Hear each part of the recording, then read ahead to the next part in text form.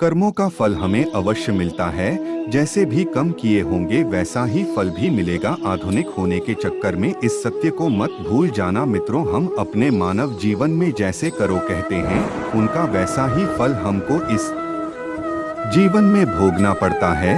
लेकिन हम इस बात उस समय से समझ नहीं पाते जब तक हमें इस बात का बोध होता है कि हमने जो भी कर्म किए हैं उनका परिणाम क्या होगा। तब तक समय बहुत अधिक बीत चुका होता है।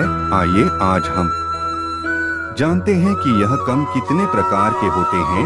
वीडियो शुरू करने से पहले हम बताना चाहते हैं, हमारे चैनल के नए हो तो लाइक कमेंट और सब्सक्राइब जरूर करें। आपको एक लाइक से ही हम मोटिवेट होते हैं और हमें प्रेरणा मिलती है। हमारे भारत में कई महापुरुषों ने धर्म के विषय में कई शोध किए हैं। हमारे पुरातन धर्म शास्त्रों में भी कर्म फल का बड़ा ही विस्तृत वर्णन किया गया है। उनके अध्ययन के अनुसार यह कर्म 3 प्रकार के होते हैं। पहला है क्रियमान कर्म। मानव जीवन में नित्य प्रति जो कर्म सुबह उठने से लेकर दिन भर कुछ भी क्रियाकलाप या कर्म किए जाते हैं उन्हें क्रियमान कर्म कहा जाता है, क्योंकि इन कर्मों के करने से मानव जीवन गतिमान रहता है। क्योंकि मुद्दा या निर्जीव वस्तु कम करने में समर्थ नहीं हो सकती। नित्य प्रति कम करना हर जीव का कर्तव्य है। कोई भी व्यक्ति अपनी बुद्धि के अनुसार कैसे भी कम कर सकता है, लेकिन यह रिमांड पर उसके जीवित होने और एक गतिशील आत्मा के होने का आभास कराते हैं। इस प्रकार से किए जाने वाले नित्य कर्मों का फल अधिकांश साथ साथ ही प्राप्त हो जाता है।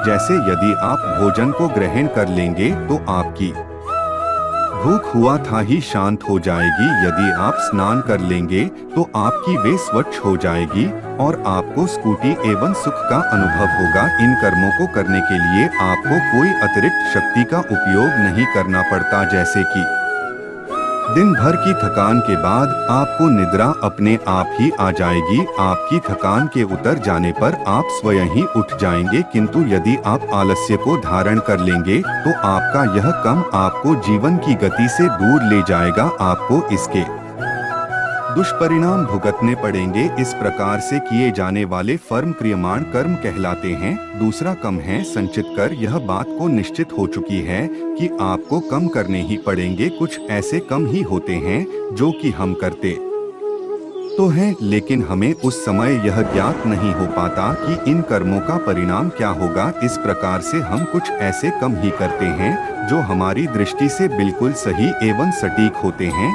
किंतु प्रकृति समाज एवं अन्य प्राणियों के दृष्टिकोण से उचित नहीं होते। हम यहाँ अक्सर यह सोचते रहते हैं कि हमने जो भी किया उसका हमें अच्छा ही परिणाम मिलेगा, लेकिन कई बार ऐसा नहीं होता और हमें अपने कम करने की सोच में परिवर्तन लाना ही पड़ता है। इस प्रकार से कम करते हुए कुछ ऐसे कम ही होते हैं जो कि हमारे चित्त की अंतर्दशा में जाकर एकत्र हो जाते हैं।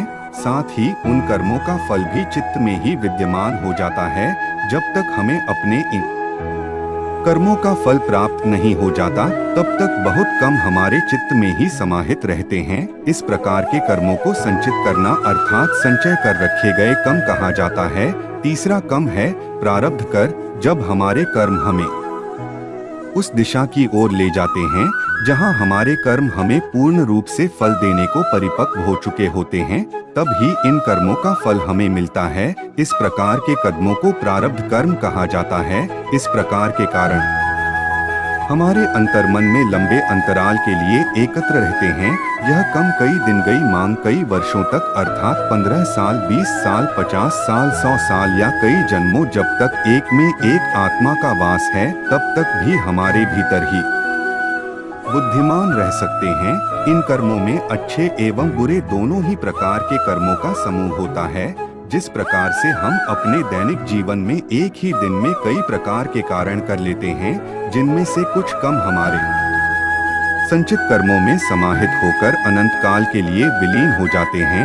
इस प्रकार से किए गए कर्मों का एक बड़ा भाग लाखों की संख्या में संचित कर्मों के एक विशाल समूह का रूप धारण कर लेता है। इस तरह से यदि हम विचार करें तो पाएंगे कि हम अपने एक मानव जीवन में लाखों संचित कर्मों को एकत्रित कर लेते हैं।